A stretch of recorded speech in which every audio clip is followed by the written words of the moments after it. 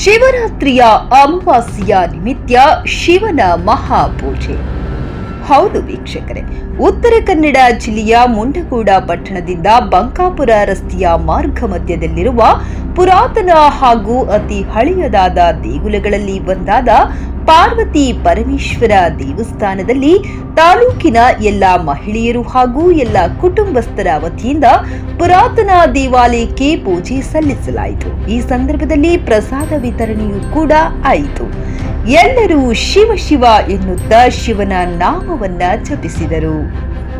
ವರದಿ Santosh P, Vijay voice news Kannada, Uttara Kannada.